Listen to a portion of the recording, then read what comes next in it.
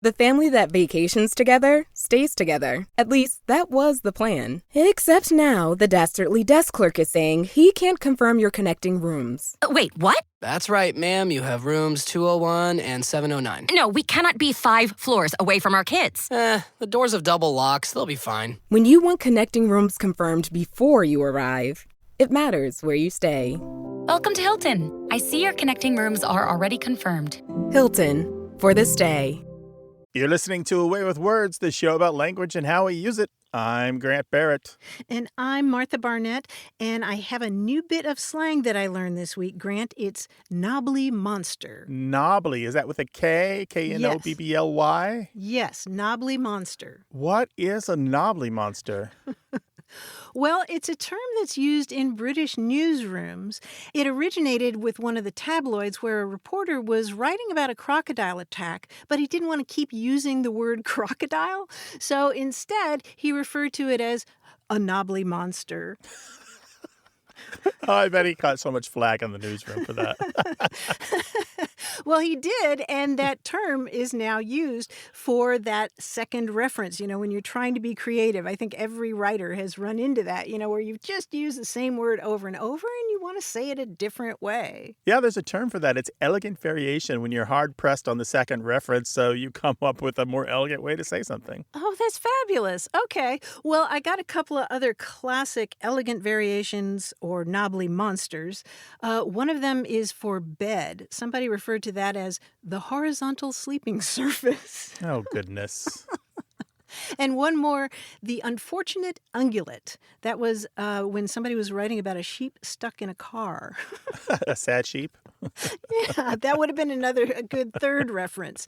But anyway, I'm so excited about this new book that's come out that is a collection of all of these things. It's called The Little Book of Second Mentions, The Art of Avoiding Repetition, and it's by Juliet and Matthew McGuire, or as the Guardian newspaper describes them, the married monographers. That's funny.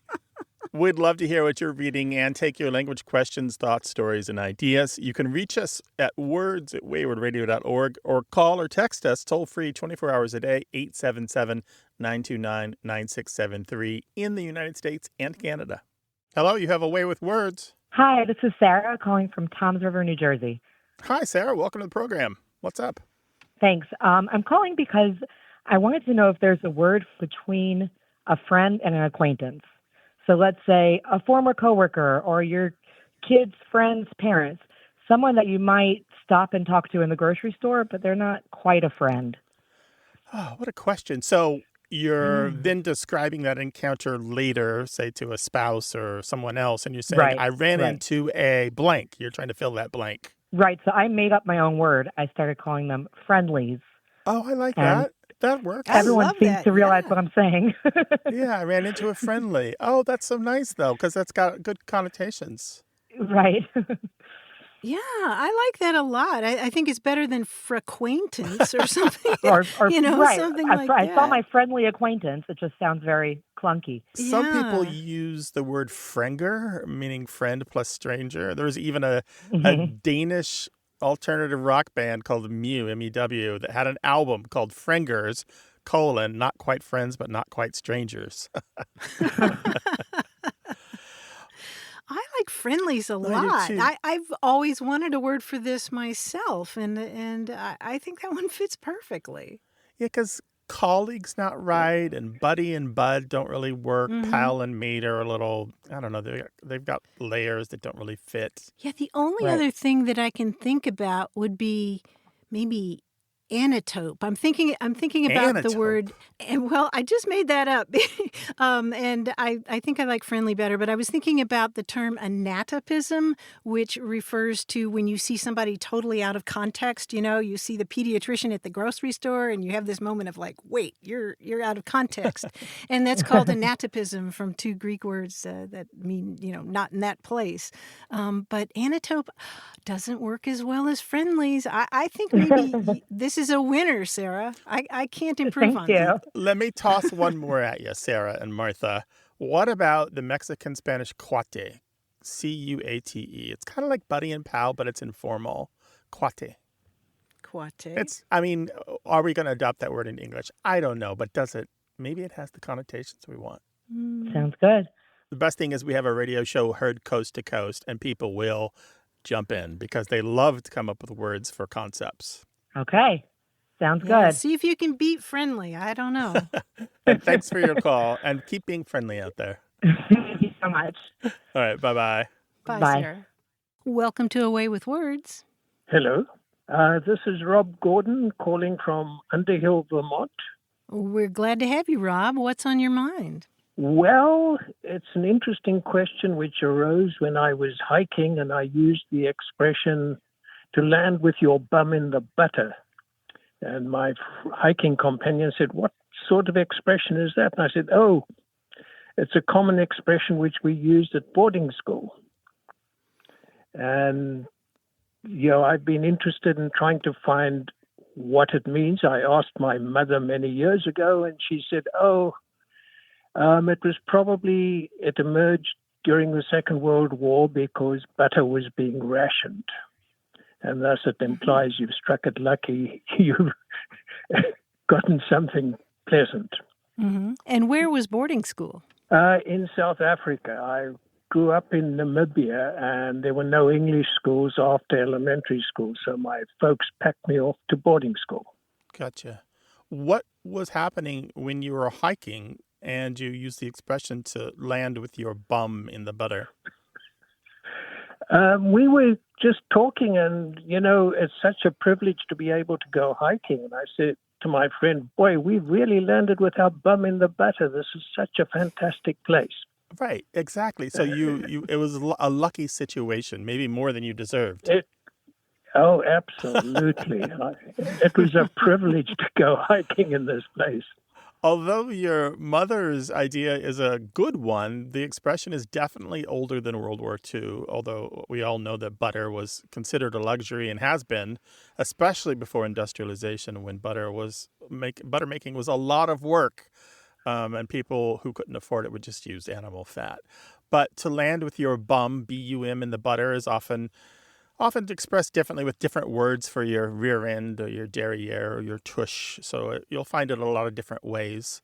It is so interesting that you have this African English-speaking experience because there are versions of it in Afrikaans and Dutch and Frisian and German and Norwegian and Danish and French.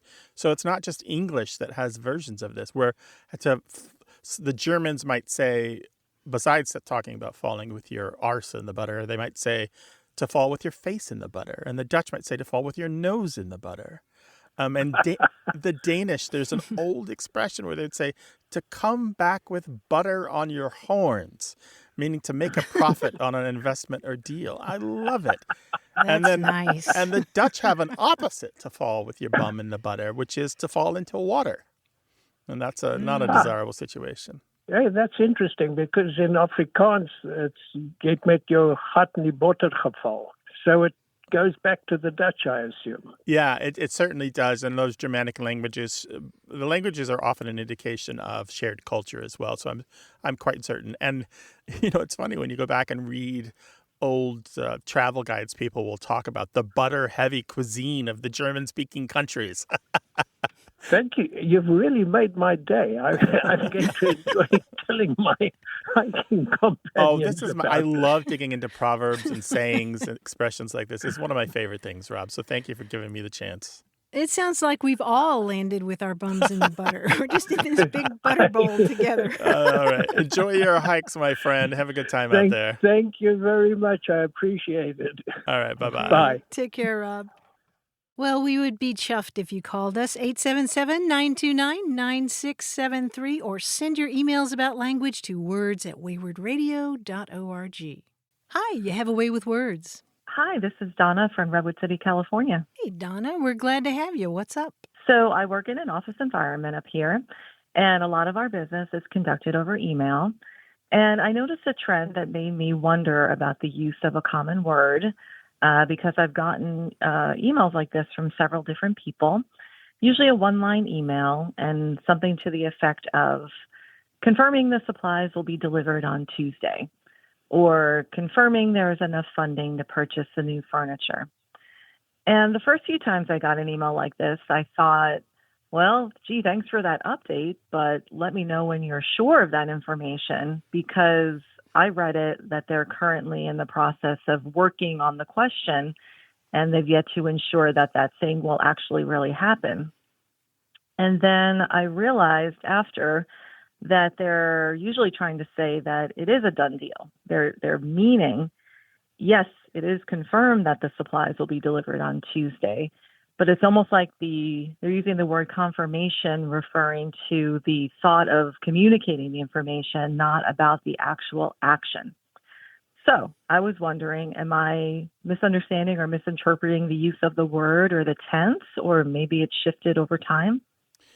What you have described is almost a textbook case of intention versus reception conflict. I could put this in a textbook and it would be classic, because what we're talking about here is caused by ellipsis, where certain words are omitted. So in this case, they say confirming X will happen. They've left off the subject, I am confirming. They left off the copula, which is am, and that increases the chance that you're going to misunderstand. But linguists talk about this in a lot of different ways, but here what we're talking about is a performative use of the present participle, that ing word. And the conflict here is that you were reading it as a constative utterance. And that means you're interpreting it as a statement that describes the state of affairs, that the sender is currently in the process of confirming, of verifying. Where the sender, on the other hand, intends it as a performative utterance, where the statement itself is the act of confirmation. You're reading it differently, because they mean I have confirmed, and you're reading it as I'm still in the process of confirming. But it doesn't fall on you, and it doesn't fall on the sender. This disagreement or this friction, it falls on English, because English is complicated, all language is. And so it falls on this mode of speech we have in the office where we use ellipsis. We might just say noted when somebody points something out, instead of saying I have noted your thought. Or we might say approved instead of I have reviewed this and it is approved, right? Or requesting update or advising that, or attached please find. All of these, we leave off the subject and often the copula, the form of the to be verb. Right. It's interesting because even if you say I am confirming the supplies will be delivered, that still leaves that doubt for me. I mean, it feels a little bit better, and it feels a little bit more like, okay, they're telling me, yes, it's confirmed, but still, not sure. Donna, thank you so much for this interesting little dilemma. We appreciate it. Thanks for the call. I love the show. Right, thanks so much. Bye-bye. Thanks. Bye-bye. Bye-bye. Well, maybe other people have suggestions for how to make that really, really, really super clear. I have established that the meeting will occur on Tuesday. I don't know. Martha, I am confirming that you're about to say our phone number. I am indeed. Yes, that is confirmed. 877-929-9673. Stay put. We'll be right back to untangle the web of English. This episode is brought to you by Indeed. Stop waiting around for the perfect candidate. Instead, use Indeed sponsored jobs to find the right people with the right skills fast. It's a simple way to make sure your listing is the first candidates see. According to Indeed data, sponsored jobs have 4 times more applicants than non-sponsored jobs. So go build your dream team today with Indeed. Get a $75 sponsored job credit at Indeed.com/podcast. Terms and conditions apply. You're listening to A Way with Words, the show about language and how we use it. I'm Grant Barrett. And I'm Martha Barnett. And getting a running start in front of the slip and slide before he flings himself in our direction, it is our quiz guy, John Chinesky. Wee! Whoa! That's not water, that's Jell-O. Delicious slide. Good to talk to you guys again. And I tell you what, we're going to do common bonds again. I'll give I'll give you 3 things. You tell me what they have in common. There's lots of names for these. They were in a board game format that was called Tri-Bond. People still call it that. But if you're a die-hard puzzle solver, you likely know it from, that's right, the UK game show Only Connect, where it's called The Connecting Wall.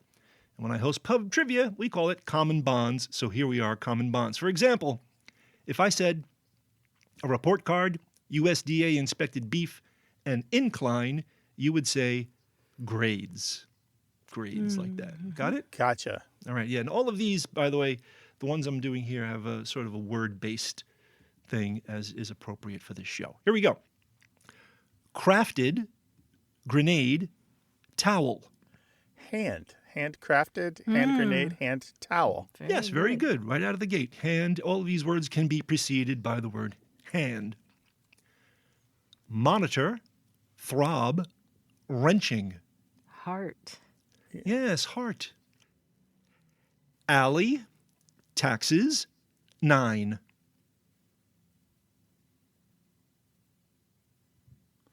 Alley, taxes, 9. Back. Yes. Alley, back taxes, back 9. Right, very good. Going all around the body. Now, to be fair, usually when we do this in trivia, there are up to 6 people in a team. So you guys are doing very well as a duo. So let's see. Pads, bag, holster. Shoulder bag, shoulder pads, shoulder holster. Very good. Coral, rot, teaser. Brain, yes, brain coral, brain rot, brain teaser. If you go skin diving, you might see some brain coral. Yeah. Oh, I thought you said quarrel, and I was thinking. Oh, quarrel? Two sides of my brain sometimes quarrel. Coral. How about this one? Finally, splitting, trumpet, worm. Splitting trumpet worm. The famous splitting trumpet worm, yes. I think David Attenborough discovered the splitting trumpet worm. Yeah, look, that worm's leaving. Ear.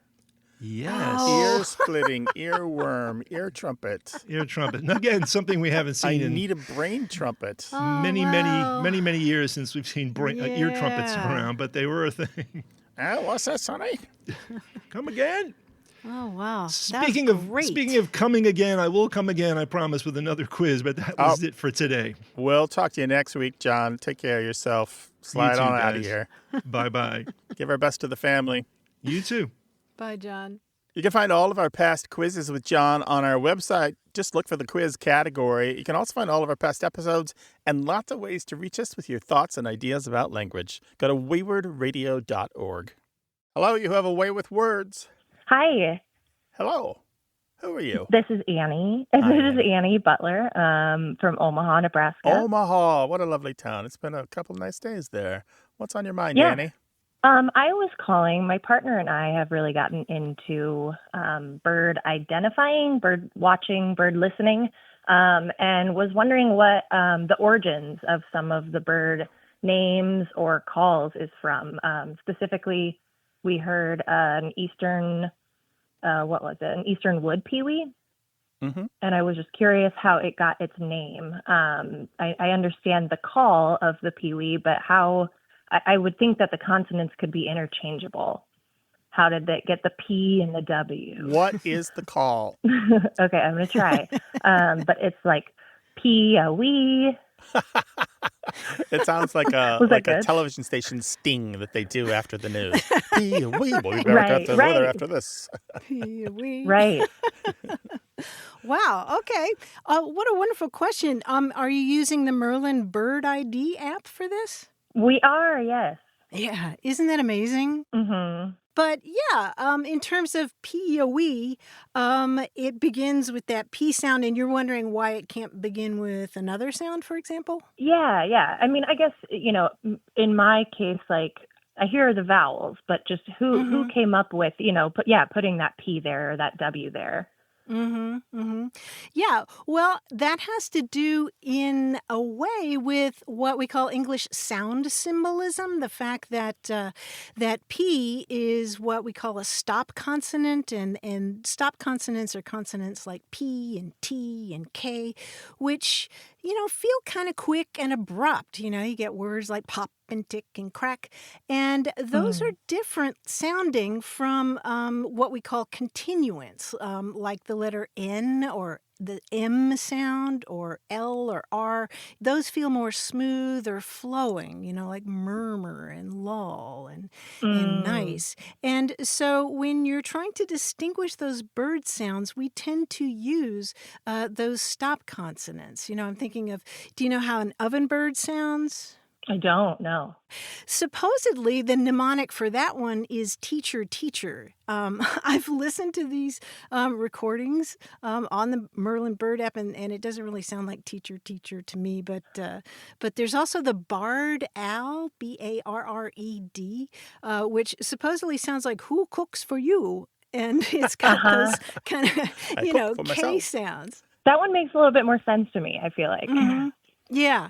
And so people were coming up with their own versions of these terms, but they started to get stabilized when people were publishing different guides to birding. There was the Roger Torrey Peterson one back in the 1930s, and the National Geographic Society published a field guide to the birds of North America. And then, of course, David Allen Sibley, the Sibley Guide to Birds.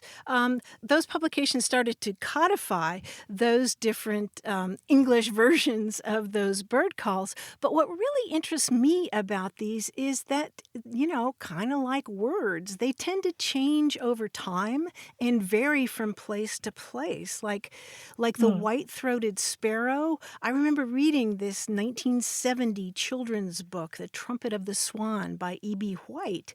And he mentions in that book, just in passing, he talks about this little sparrow with a white throat that arrived and sang, "Oh, sweet Canada, Canada, Canada," which is now, if you go to bird guides, they'll say the call is "Oh, sweet Canada," but before that, it was Old Sam Peabody. Really, Martha, that reminds me that there's another layer to this, and particularly if we're talking about the peewee or the peewee, in that the North American peewee is a different bird than the European one. The European one is a lapwing, and the ones in North America are known as tyrant flycatchers. And so the name was borrowed intercontinentally to, it was already in people's minds, and so they just reused it because the sound was kind of the same. And the other layer to this is what people choose when they're trying to represent the onomatopoeia of a bird sound depends on their phonetic inventory, what languages they know. So the same exact lapwing birds that are called peewits or peewees and a variety of other things in the English-speaking world are called kievit in kibitz in Dutch and South African and German, because they have a different phonetic inventory than we do. And so they represent the sound differently. Yeah, that makes a lot of sense. I realized this morning, too, that I had a cockatiel growing up who could actually talk. And so I think that's maybe another part of me not being able to hear exactly what the mnemonics are. Right. That makes a lot of sense. Do you have any other favorite mnemonics? I mean, the ones that we have here in Omaha, lots of blue jays and robins, and it's the cheer up, cheer up, cheer up. And I don't hear it, but I guess I do hear, with the blue jay, it's like jeer, jeer, jeer. And you do hear that hard J sound in that. Mm-hmm. Well, Annie, send us your cool bird sightings. I have one of those bird buddy feeders with a camera built in, and I love it. Yeah, and it just we do sends too. me cool pictures of birds. Yes, that'll be the next purchase for sure. It's a sign of old age, and I don't mind it. Yes, exactly. Take care of yourself, Annie. Thank you. You too. Bye-bye. Bye-bye. Bye-bye. 877-929-9673 or send your emails to words@waywardradio.org. One more knobbly monster or elegant variation from the Little Book of Second Mentions.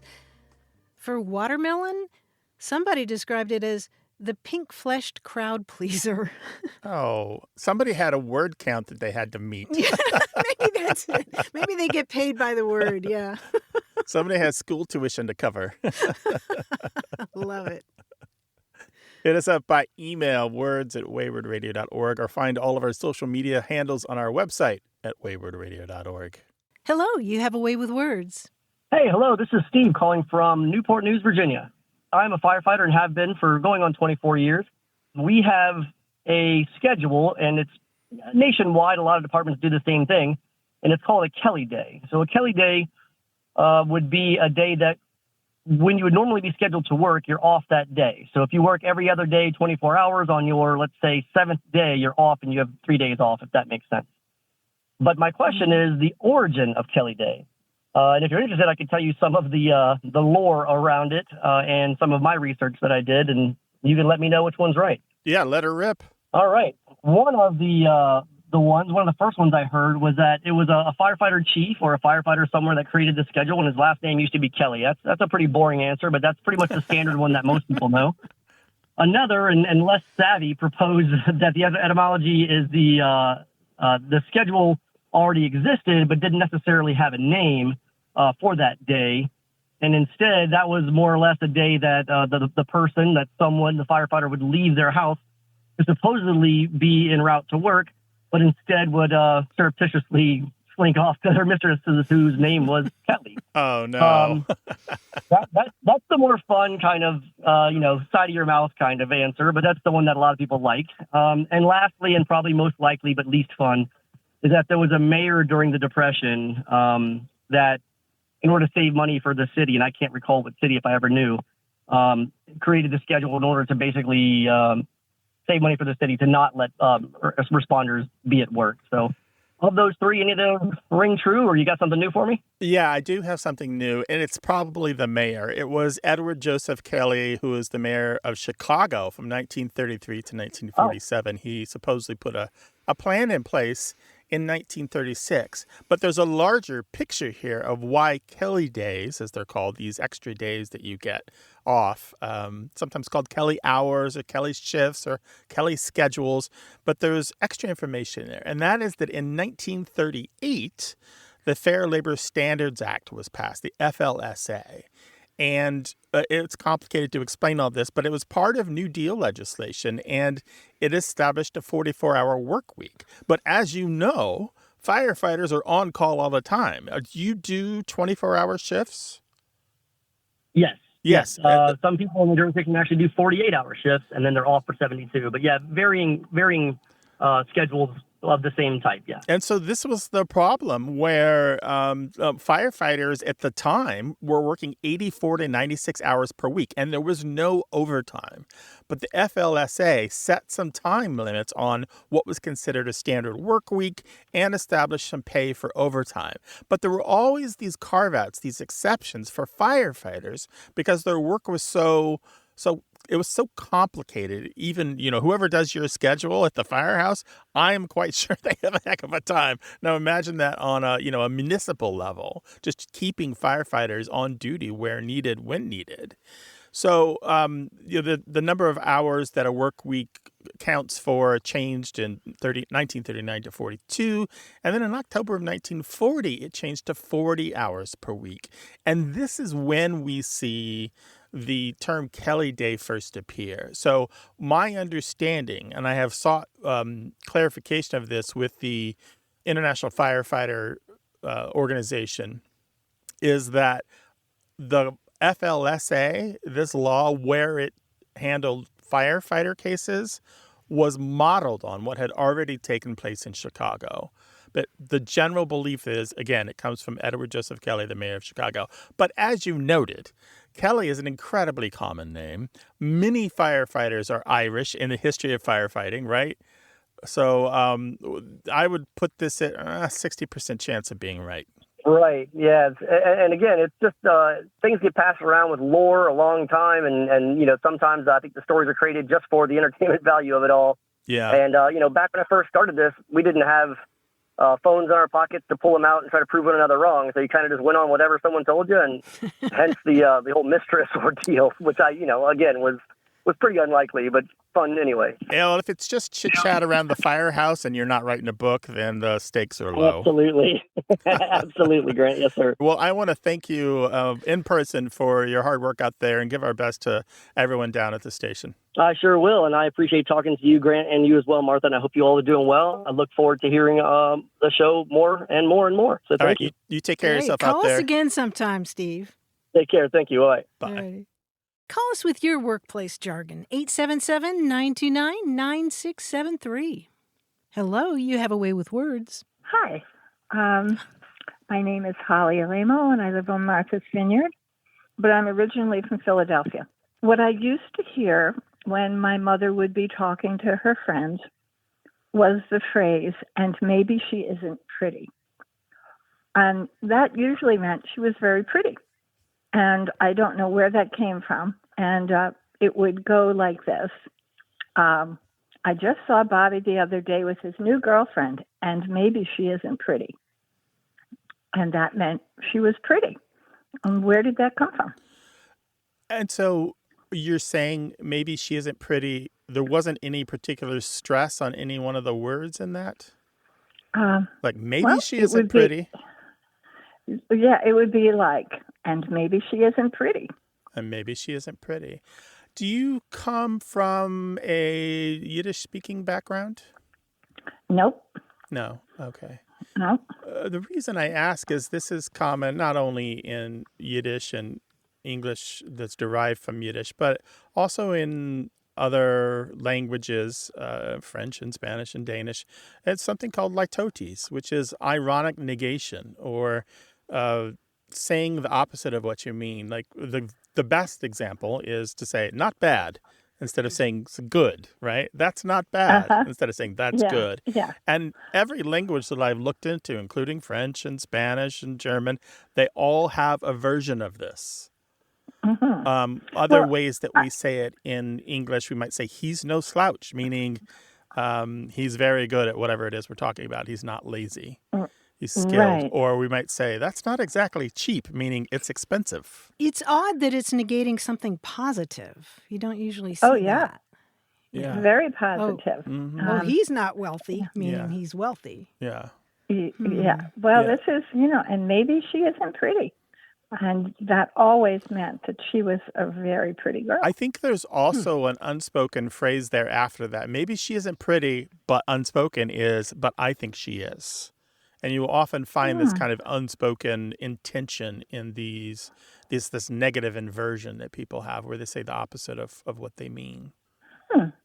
I never remember it continuing. It's just such an unusual thing. Yeah. Well, no biggie. We're glad to take your call here.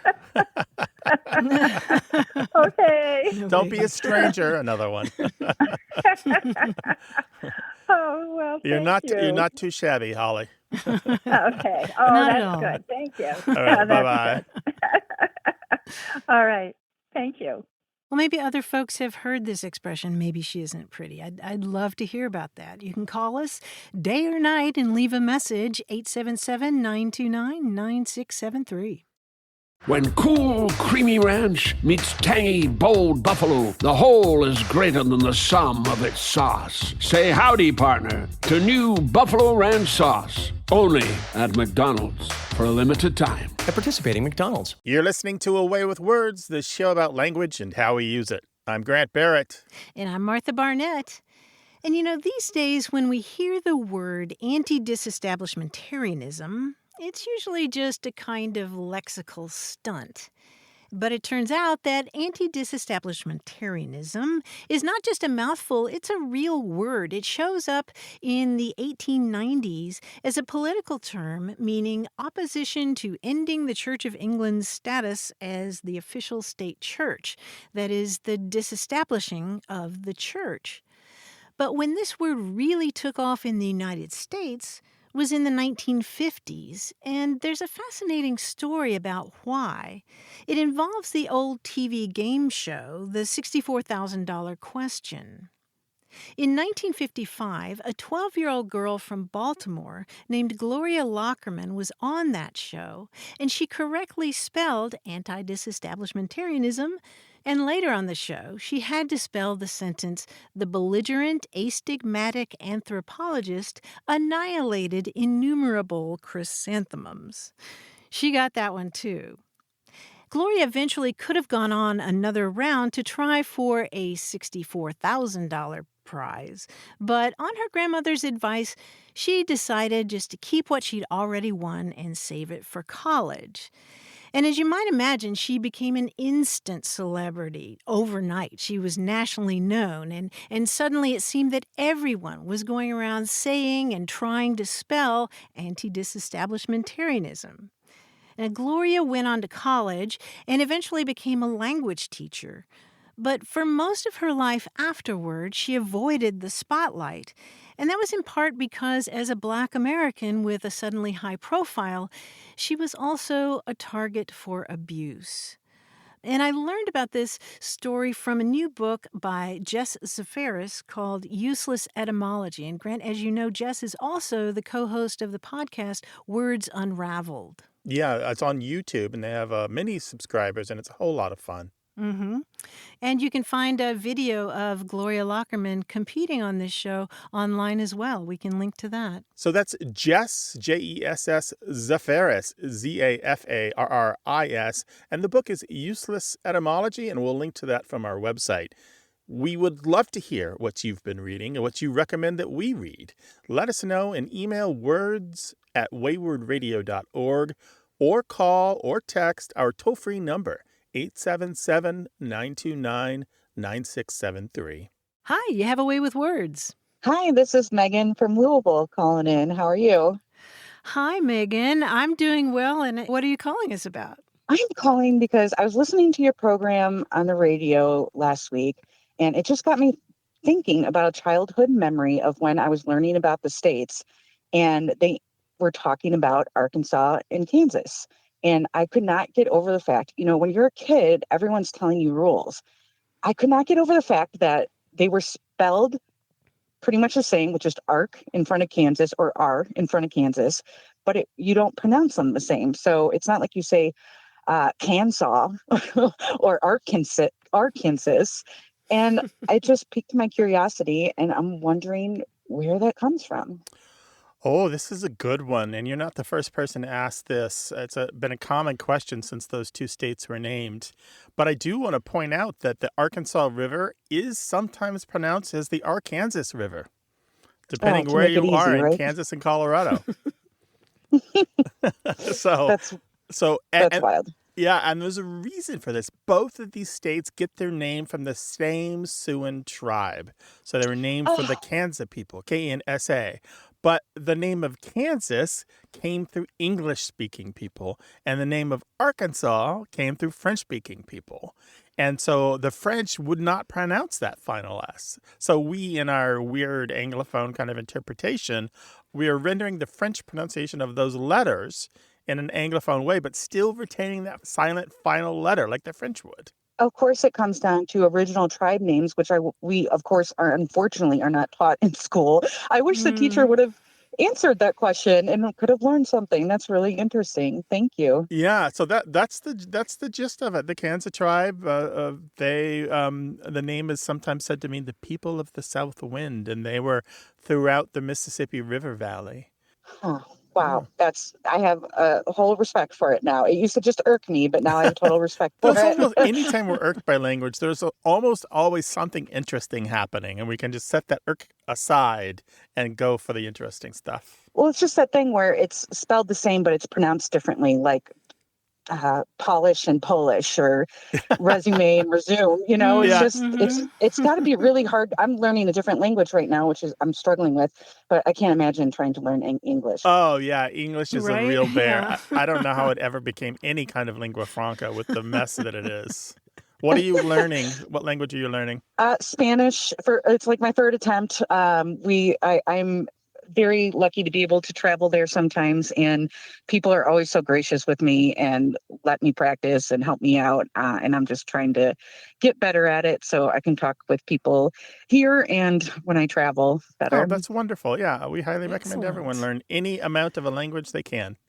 Even just a few words is a start. My old brain is struggling, but I believe in neuroplasticity, so I'm hoping it'll just eventually work it out. Well, thank you for taking care of my curiosity and getting to the root of it. I appreciate it. All right. Bye-bye. Bye. Bye, Megan. Leave us a voicemail anytime, 877-929-9673.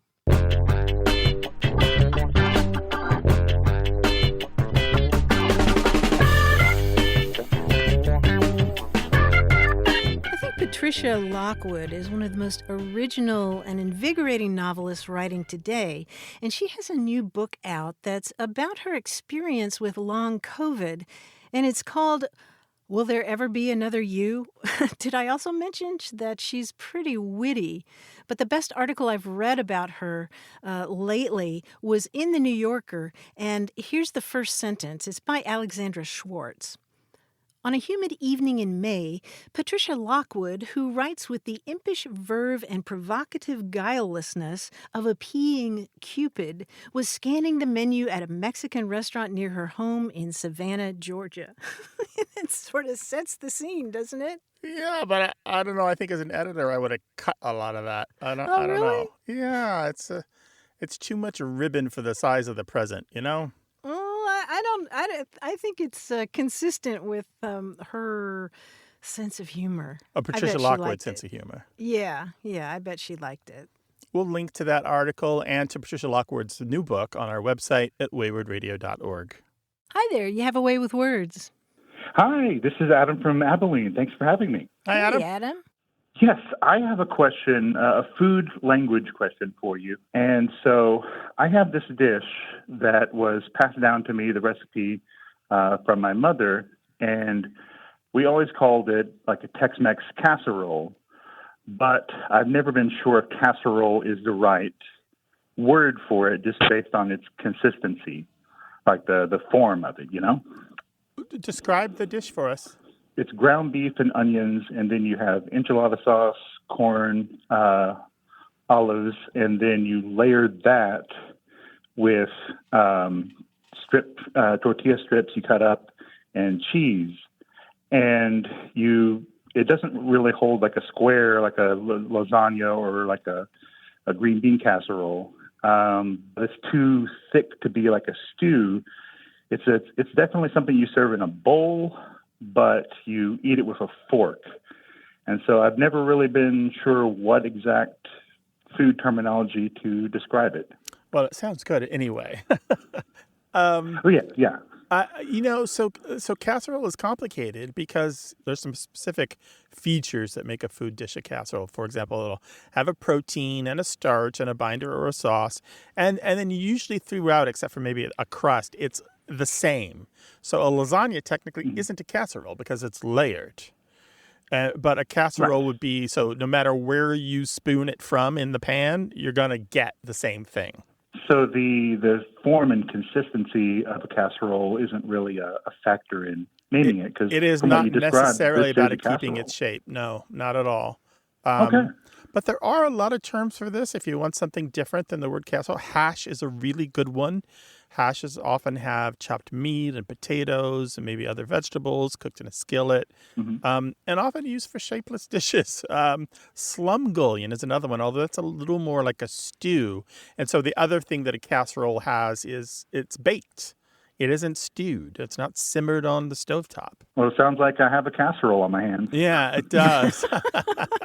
But there is nothing wrong with that. There is, interestingly, in the Southwest, there's a term called tamale pie, which sounds a lot like what you're talking about. Ground meat and cornmeal, though, instead of ground meat and tortillas. I might have to look that up because that sounds pretty good too. It's here in Texas, tamale season is the best season of all. Oh, I mean, it's the absolutely. best part of the Christmas season, I'd say. Yeah, there's a bit of folklore in San Diego is that when you see the tamale person selling tamales wherever you are, you get a tamale. That's how you have a good day. You always buy a tamale from the tamale person. No soliciting except for the tamale person. The tamale person absolutely is admitted. I mean, they probably have entree into Fort Knox, you know? You have to let the tamale person in. Well, Adam, thanks so much for sharing that. Yeah. And you know what? I would love to see a picture of that food the next time you make it. You betcha. Yeah, I can send you all the recipe as well. Oh, yes, please. Please do. All right. Take care of yourself now. All right. Thank you. Bye-bye. Bye-bye.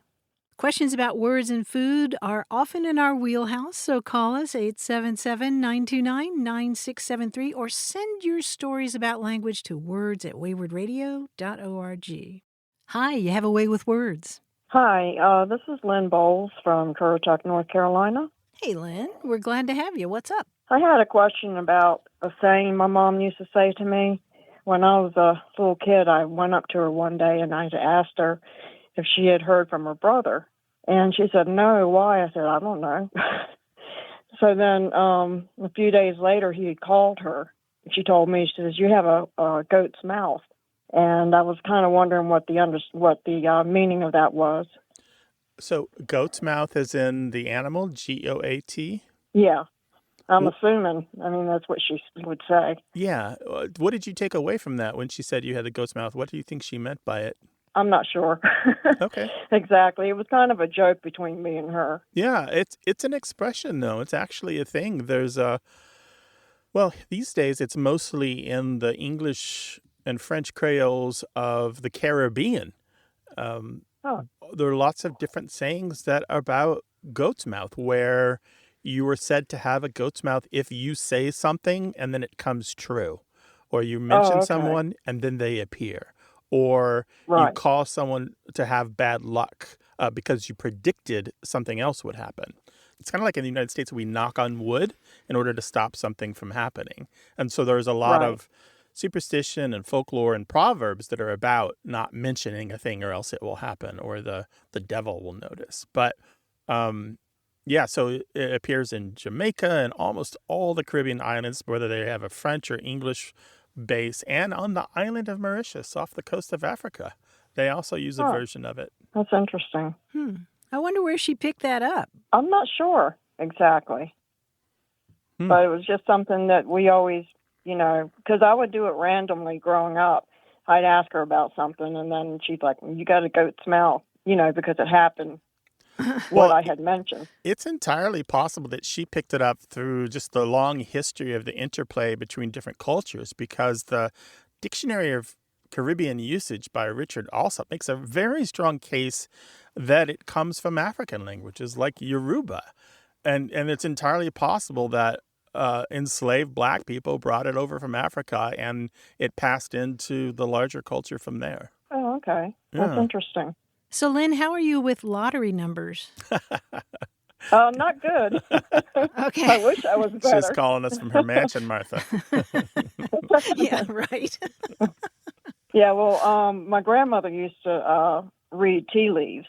Oh, okay. So, yeah. So maybe it's like inherited or something. I don't know. Yeah, it could be something she picked up from somebody else in the tea leaf reading business.